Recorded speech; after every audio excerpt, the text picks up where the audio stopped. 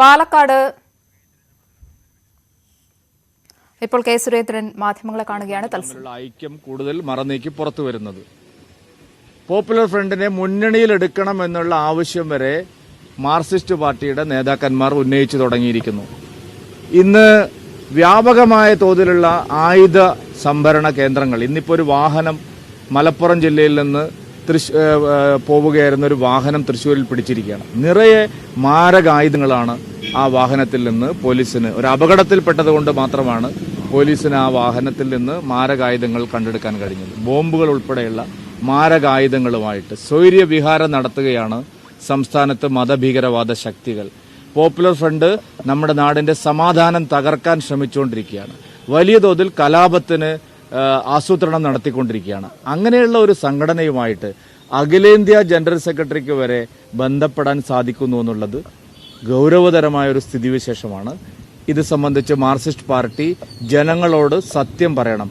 സീതാറാം യെച്ചൂരി എന്ന് പറയുന്ന മാർക്സിസ്റ്റ് പാർട്ടിയുടെ അഖിലേന്ത്യാ ജനറൽ സെക്രട്ടറിക്ക് ധാർമ്മികതയുടെ ഒരു അംശം അദ്ദേഹത്തിന്റെ ഹൃദയത്തിൽ ബാക്കിയുണ്ടെങ്കിൽ അദ്ദേഹം ഉപയോഗിച്ച കാർ ഏതാണെന്ന് കണ്ണൂരിലെ പാർട്ടിക്കാരോട് അന്വേഷിച്ച് മനസ്സിലാക്കാൻ അദ്ദേഹം തയ്യാറാവണം. അദ്ദേഹം ഇതൊരു രാഷ്ട്രീയ ആരോപണമായിട്ട് വില കുറച്ച് കാണാതെ ആ കാറിന്റെ രജിസ്ട്രേഷൻ നമ്പർ കണ്ടെത്തി അത് ആരുടെ കാറാണെന്നും ആ കാർ എങ്ങനെയാണ് ഉപയോഗിക്കാൻ അദ്ദേഹത്തിന് കിട്ടിയത്, എന്തായാലും അദ്ദേഹം ആഗ്രഹിച്ചിട്ടായിരിക്കില്ലല്ലോ അങ്ങനെ ഒരു കാർ അദ്ദേഹം ഉപയോഗിച്ചത്. അതുകൊണ്ട് അദ്ദേഹത്തിന് ധാർമ്മിക രാഷ്ട്രീയത്തെക്കുറിച്ച് ഒരല്പമെങ്കിലും അദ്ദേഹത്തിന് ആത്മാർത്ഥതയുണ്ടെങ്കിൽ അദ്ദേഹം അന്വേഷിക്കണം. ഞാൻ വീണ്ടും അദ്ദേഹത്തോട് അഭ്യർത്ഥിക്കുന്നു, താങ്കൾ ഇവിടെ ഉപയോഗിച്ച കാർ ആരുടേതായിരുന്നെന്നും അതിന്റെ ഉടമസ്ഥന്റെ രാഷ്ട്രീയ ബന്ധം എന്താണെന്നും അദ്ദേഹത്തിന്റെ പേരിലുള്ള കേസുകൾ എന്തൊക്കെയാണെന്നും എന്ന് അന്വേഷിച്ച് കണ്ടെത്താൻ ഇന്ന് ഒരു നിമിഷം മതി. അങ്ങ് ദയവായി ഈ കാര്യം അന്വേഷിക്കാൻ തയ്യാറാവണം. അങ്ങയുടെ സഹപ്രവർത്തകര്, കേരളത്തിലെ മാർക്സിസ്റ്റ് പാർട്ടി നേതാക്കന്മാർ അങ്ങേ അടക്കം കുഴപ്പത്തിലാക്കുന്ന നിലപാടാണ് സ്വീകരിച്ചിരിക്കുന്നത്. അങ്ങ് എപ്പോഴും വലിയ സദാചാരത്തെക്കുറിച്ചും രാഷ്ട്രീയ ധാർമ്മികതയെക്കുറിച്ചും പുരപ്പുറത്ത് കയറി പ്രസംഗിക്കുന്ന ഒരാളാണല്ലോ. അങ്ങ് വ്യക്തമാക്കണം ആരുടെ കാറിലാണ് പോയത് എന്ന് കണ്ടുപിടിക്കാൻ പാർട്ടി നേതൃത്വത്തെ, നിങ്ങൾ കണ്ണൂരിലെ പാർട്ടി നേതൃത്വത്തെ, കേരളത്തിലെ പാർട്ടി നേതൃത്വത്തെ നിങ്ങൾ മനസ്സിലാക്കാൻ വേണ്ടി ശ്രമിക്കണം എന്നാണ് എനിക്ക് പറയാനുള്ളത്. സംസ്ഥാനം മുഴുവൻ മതഭീകരവാദ ശക്തികൾ ശക്തിപ്പെടുകയാണ്. ഞങ്ങൾ അതിനെതിരായിട്ട് എന്തെല്ലാം നഷ്ടങ്ങൾ സഹിക്കേണ്ടി വന്നാലും അതിനെതിരായിട്ടുള്ള ശക്തമായിട്ടുള്ള പ്രചാരണത്തുമായിട്ട് മുമ്പോട്ട് പോകും.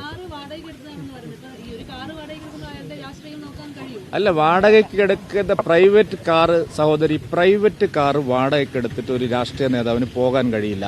നമ്മുടെ നാട്ടിലെ ടാക്സി ഡ്രൈവർമാരുടെ ഏറ്റവും വലിയ യൂണിയൻ എന്ന് പറയുന്നത് CITU യൂണിയനാണ്. കണ്ണൂർ ജില്ലയിലെ ടാക്സി ഡ്രൈവർമാരായിട്ടുള്ള CITUക്കാരൊക്കെ മാവിലായിക്കാരാണോ? അതെങ്ങനെയാണ് ഒരു ആഡംബര പ്രൈവറ്റ് കാറ് ഒരു ടാക്സി ആയിട്ട് പാർട്ടിയുടെ ഒരു അഖിലേന്ത്യാ ജനറൽ സെക്രട്ടറി ഉപയോഗിക്കുന്നത്? പച്ചക്കള്ളമാണ്. എനിക്ക് മനസ്സിലാവാത്ത മാധ്യമപ്രവർത്തകർ എന്തിനാണ് അതിനെ ന്യായീകരിക്കുന്നത്? പച്ചക്കള്ളമാണ് CPM നേതാക്കന്മാർ പറയുന്നത്. അത് വാടകയ്ക്കെടുത്ത കാറല്ല. ആ കാർ വാടകയ്ക്കെടുക്കാൻ കഴിയില്ല. അതെങ്ങനെയാണ് വാടകയ്ക്കെടുക്കാൻ കഴിയുന്നത്? വാടകയ്ക്കെടുക്കാനുള്ള നിയമങ്ങളുണ്ട് നമ്മുടെ നാട്ടിൽ. പാർട്ടി കോൺഗ്രസിനെത്തിയപ്പോൾ യെച്ചൂരി ക്രിമിനൽ കേസ് പ്രതിയുടെ കാർ ഉപയോഗിച്ചു എന്ന കാര്യമൊക്കെയാണ് അദ്ദേഹം ആവർത്തിച്ച് പറയുന്നത്. മറ്റൊരു വാർത്തയിലേക്ക്